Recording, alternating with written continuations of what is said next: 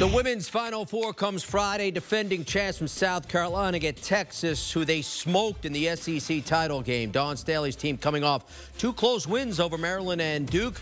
The other semi pits #1 overall seed UCLA and UConn, showcasing Lauren Betts and Paige Beckers. They met at the top of their games. UConn in the Final Four for the 16th time in 17 seasons. Let's welcome in CBS Sports women's college hoops analyst Erica Ayala. And Erica, I mentioned the Gamecocks grinding out a pair of wins to get here. South Carolina won the title in 17. Notre Dame followed the next season. Gamecocks won again in 22. LSU followed in 23. And again, Dawn Staley's team were national champs last season. Tell me why this time they could repeat as champs. Well, it's just as you said, they've been there, done that, or something I've been saying is they're not new, but they're true to this. And that does matter in these kinds of tournaments. We see that teams in, kind of that winning time frame, as it's called, like that last 5 minutes, really like 2 to 3 minutes of a game, decision making in that moment is huge, and you learn that over time. And it's not just any South Carolina team. They went undefeated last year. A lot of people not thinking they could be a contender again without Camila Cardozo, but they've proved that they are a really great team. They've got young talent. Malaysia Fulwiley coming off the bench playing well for them, and Chloe Kitts is having a fantastic season. So I like that this is a team that knows how to win games. They don't always have to be pretty, but as long as you get it done.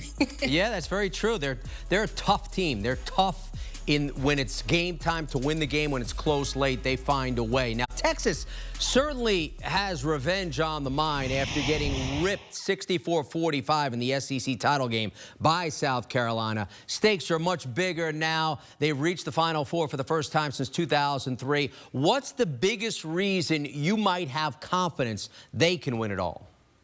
For me, #1 with Texas is that they are stingy defensively. And we saw in the game that got them to the Final Four. They took on a TCU team. A lot of people believing in what Haley Van Lith and Sedona Prince could do this year, but they held TCU to less than 26% off from the floor, and I believe it was 20% from three. So a team that can really run up a score. This Texas team, they played really solid defense. Also, even though they did fall mightily in that SEC conference championship game, as you mentioned, you have to go back to the regular season, and that those two teams, South Carolina and Texas, neck and neck, we had to get a coin flip to get the #1 seed in the SEC tournament. And a part of that is because Texas hunkered down defensively. They also got a great performance from Madison Booker to actually take down South Carolina earlier in the season. So I'm leaning on their defense, and you got to have a short memory too. You're not going to remember the SEC tournament. You're going to remember the win,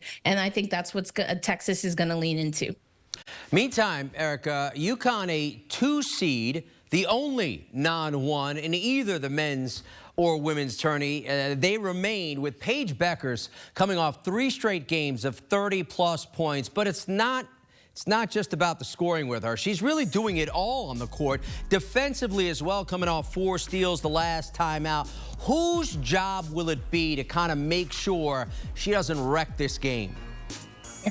Well, it's going to be really a team effort. It has to be. And you're looking at Paige Beckers, but as you mentioned, she's a great facilitator. She's great handling the ball. She runs as a lead guard or a point guard very well, very efficiently. Assist to turnover ratio, highest in the country. And you have to remember, she doesn't need to score 30-plus points per game.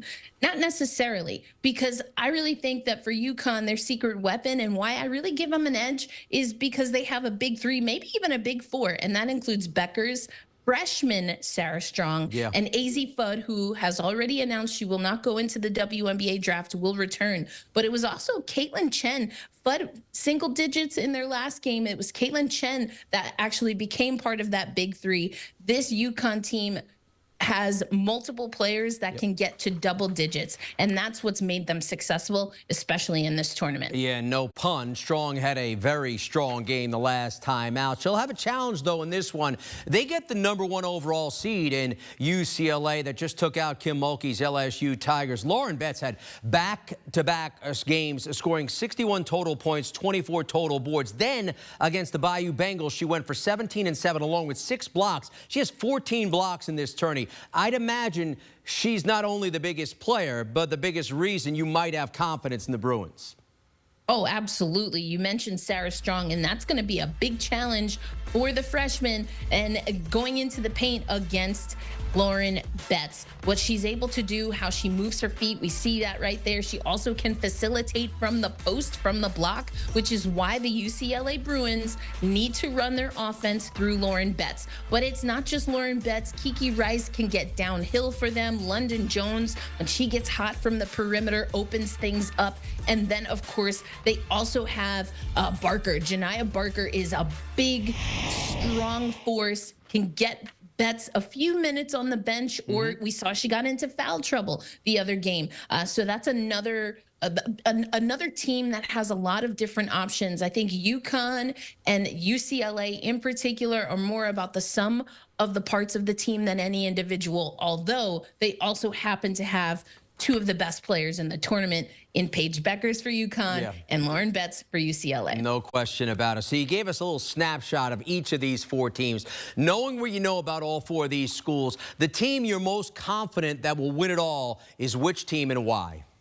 Wow. Yeah, I keep saying that I really think that it's going to be UConn's year. And the reason I say that is because, just like I said with South Carolina, not new but true. Now, while this core of UConn players is really looking to return to the UConn of yesteryear, perhaps, it's been several years since we've seen a UConn team at the top and the last team standing, so to speak. They have Paige Beckers. They have determination. They're a very focused team.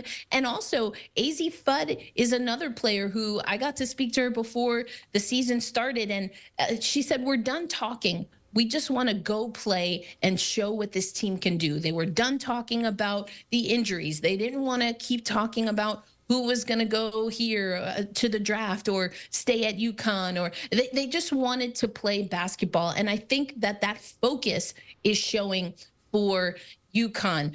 But my heart also just wants to give some love to UCLA. These are 2 teams, very different trajectories, but a similar mission.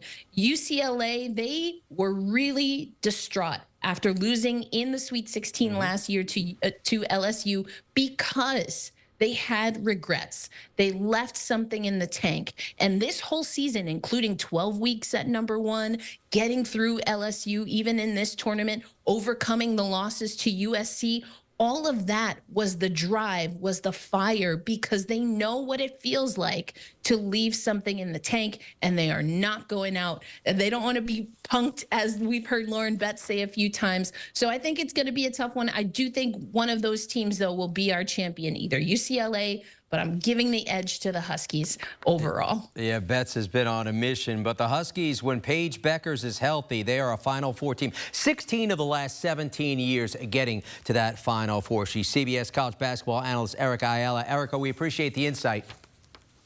Thank you. And to back Erica's perspective, odds makers have it as well. UConn, prohibitive favorite. The 2 seed that remains at a -165. You can see South Carolina with that championship pedigree is next. UCLA, the #1 overall seed, has looked awfully dominant in this tournament. They're just a +800. That might be a little value play right there, followed by the Longhorns.